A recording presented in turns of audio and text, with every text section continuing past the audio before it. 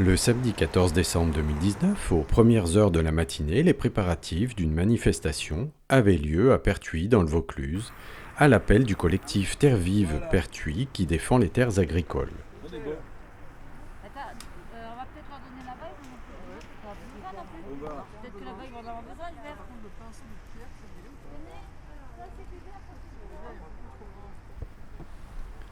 Le lieu de rendez-vous avait été décidé en fonction de sa position centrale, au rond-point d'Herborn, situé dans la zone d'activité pertuisienne. La manifestation avait pour but la dénonciation d'un projet municipal appuyé par la métropole Aix-Marseille d'extension de l'actuelle zone d'activité sur plus de 80 hectares de riches terres agricoles, par ailleurs actuellement inondables, notamment par la Durance. Ça va bien ? Hein ?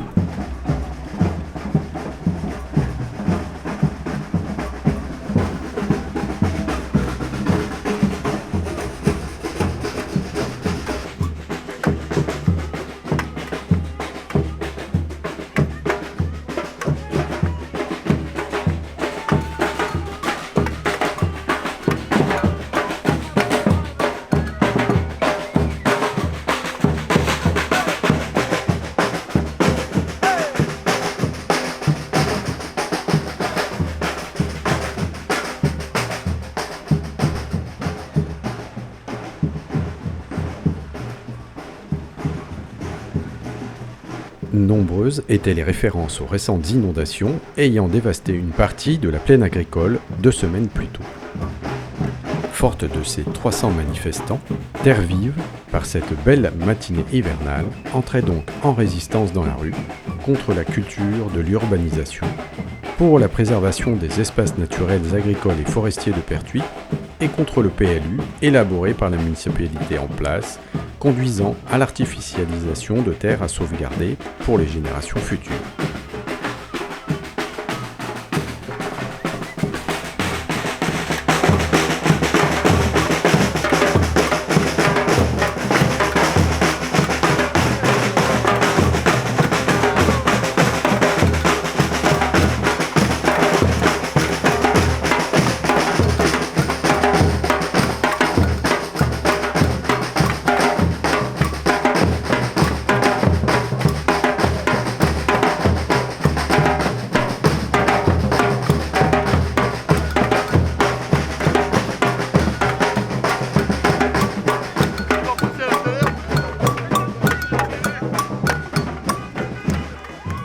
Pertuis faisant partie de la métropole Aix-Marseille, Terre Vive Pertuis a participé au répertoire des terres agricoles menacées des Bouches-du-Rhône, qui est organisé par France Nature Environnement.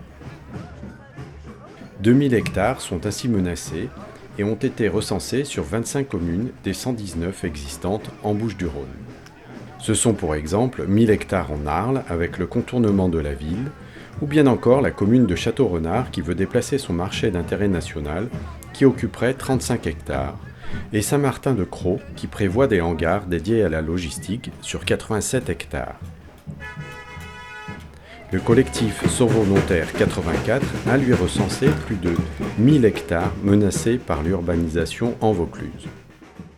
Je suis personnellement impacté par l'extension de la zone, mais on est là avec pas mal de monde différents.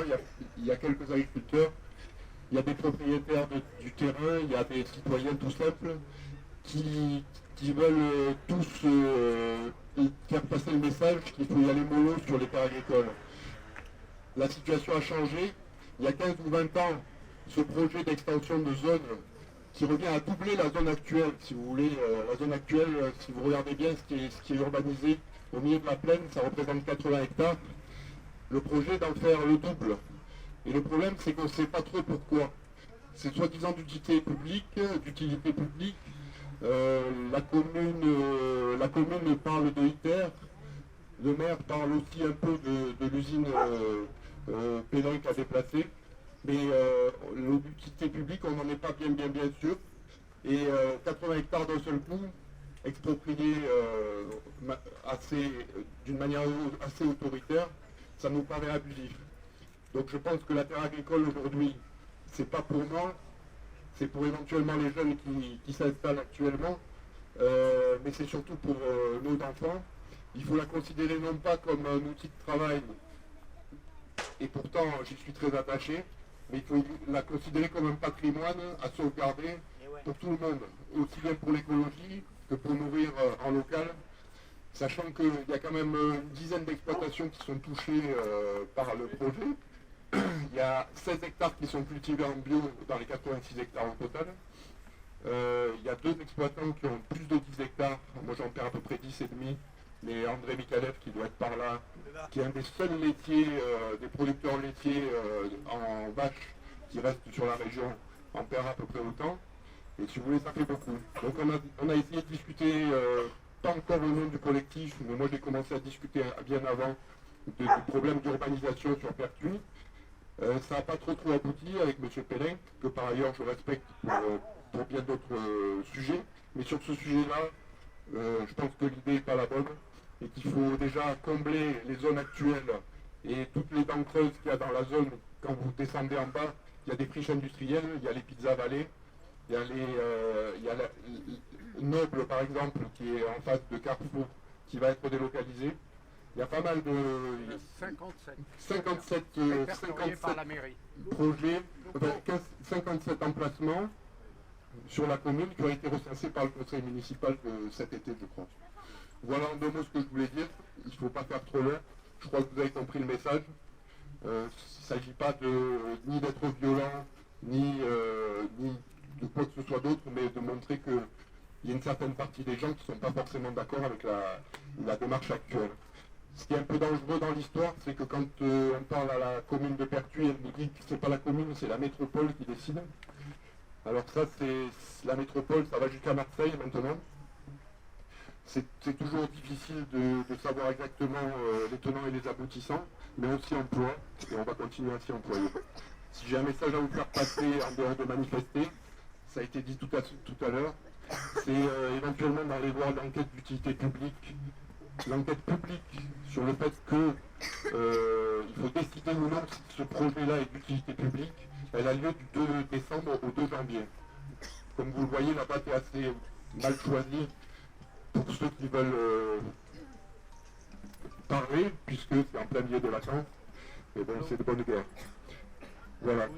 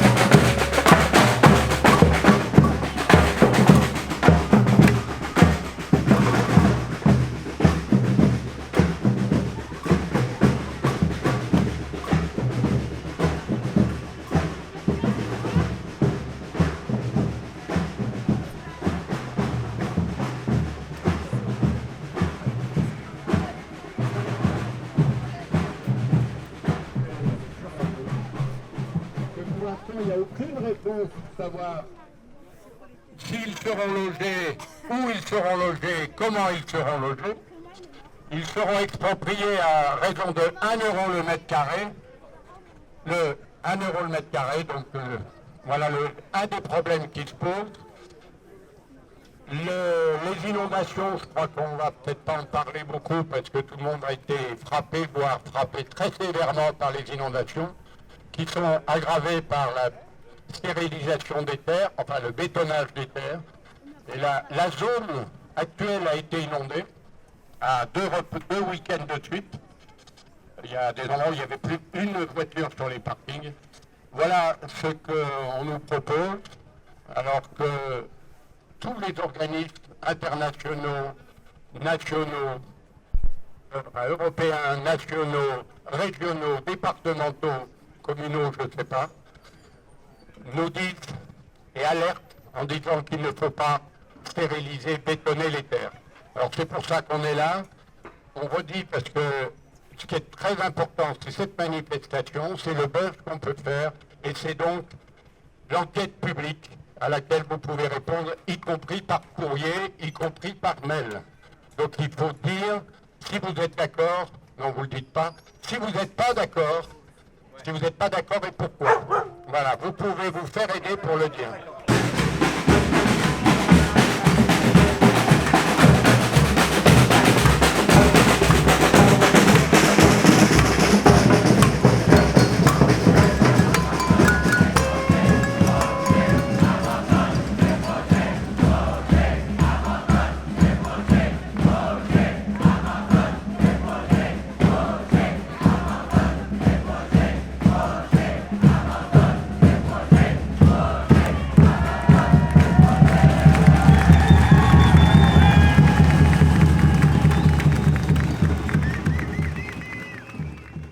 Beaucoup de zones d'activité, de la logistique, donc avec des camions sur les routes, c'est-à-dire encore de la pollution. Il y a 50 000 personnes qui meurent de la pollution chaque année. Et tout ce qu'on nous propose, c'est de faire de la logistique et des camions. Donc alors, ce qui est contradictoire, en fait, c'est que l'État, il a, au mois de juillet, il a fait une instruction, exactement le 29 juillet, pour dire qu'il faut s'arrêter de bétonner des terres agricoles. La région, elle a un schéma pareil, où elle dit qu'il faut aider l'agriculture paysanne, bio, locale, etc.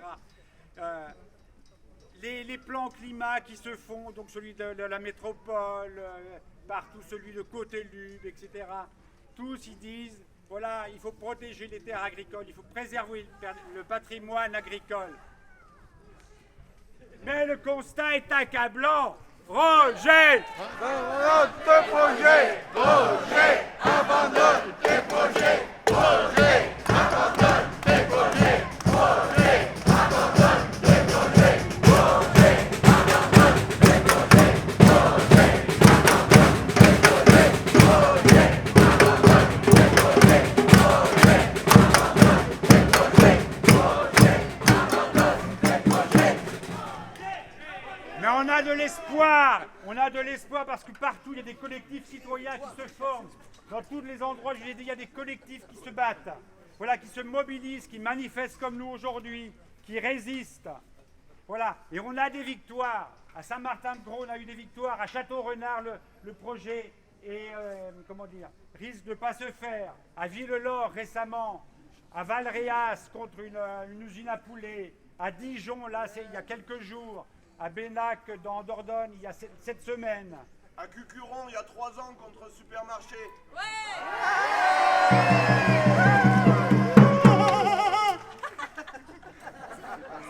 Après Europa City à Gonesse. Et puis après l'emblématique Notre-Dame-des-Landes, où là, en plus, il y a une alternative intéressante qui est proposée pour l'agriculture et pour les paysans et les jeunes qui veulent s'installer.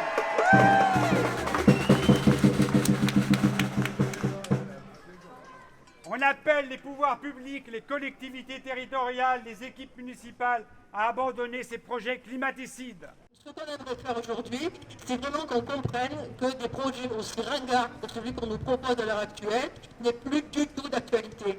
C'est fini, c'est terminé, c'est un projet qui a déjà quelques années. Quelques initiés l'ont concocté, y ont pensé, ont complètement omis de faire une information citoyenne, ce qui est dramatique à notre époque. Personne, les gens ont été informés parce qu'ils ont été expropriés, c'est une honte. Et maintenant, le seul mot d'ordre que j'ai à vous donner, il faut qu'on se batte.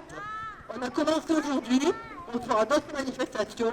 Il faut qu'on se batte contre ce projet ringard qui ne fait profiter que des intérêts privés, qui jettent des gens de leur maison, qui jettent des gens hors de leur maison, qui bétonisent des terres agricoles. Battez-vous, on se bat ensemble, il faut qu'on y arrive, on y arrivera.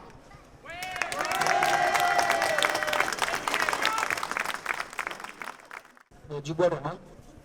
Je suis impliqué dans l'expropriation. Je suis né à Pertuis. Ma famille est là depuis 1962.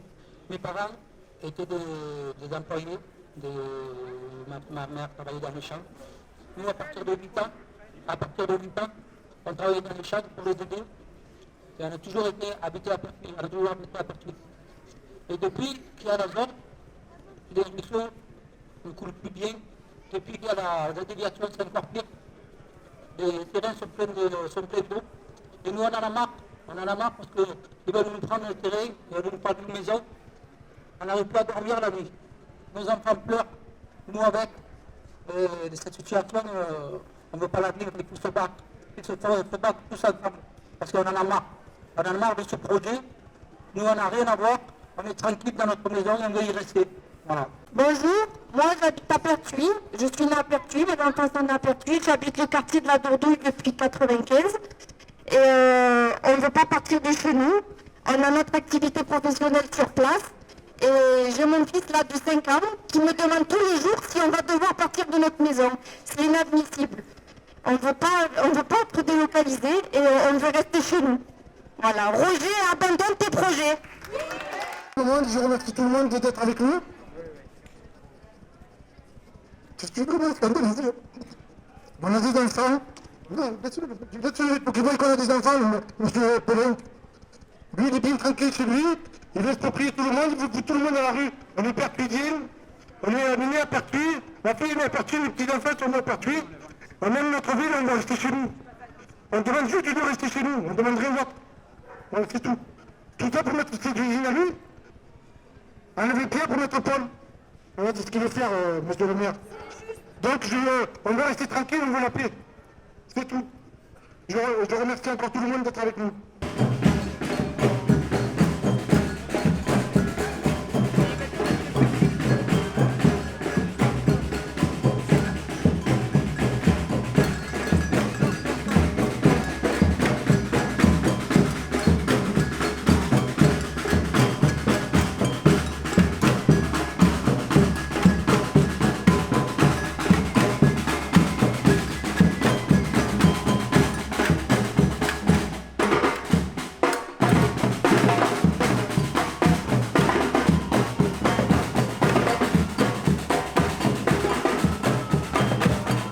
Une société qui ne valorise pas le travail de la terre, qui ne veille pas sur celles et ceux qui cultivent, qui élèvent, c'est une société en danger de mort.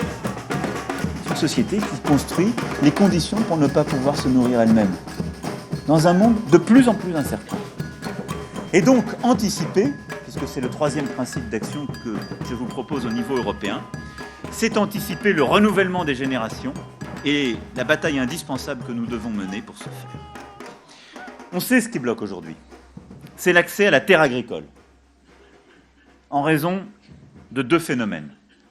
Le premier, l'artificialisation des terres. La France, pour ne parler que d'elle, a perdu un quart de sa surface agricole sur les 50 dernières années. Pour y remédier, nous avons fait ce choix radical avec le gouvernement de viser le zéro artificialisation nette. Et donc, nous sommes en train de voir comment tenir cet engagement, en particulier dans nos politiques d'urbanisme. C'est un véritable défi parce qu'il vient à rebours de tout ce que nous avons fait depuis des décennies. Ou si nous regardons l'évolution de nos villes, ou plus exactement des périphéries de nos villes ou de nos villages, nous n'avons cessé de grignoter les terres agricoles pour ouvrir des zones commerciales, des zones industrielles, des zones de logistique. Il faut rompre avec cette pratique. Et là aussi, le combat agricole est pleinement réconcilié avec le combat écologique. Parce que cette extension progressive est mauvaise sur le plan environnemental. Et donc, le zéro artificialisation nette, c'est un vrai changement de l'organisation de notre urbanisme et de nos pratiques.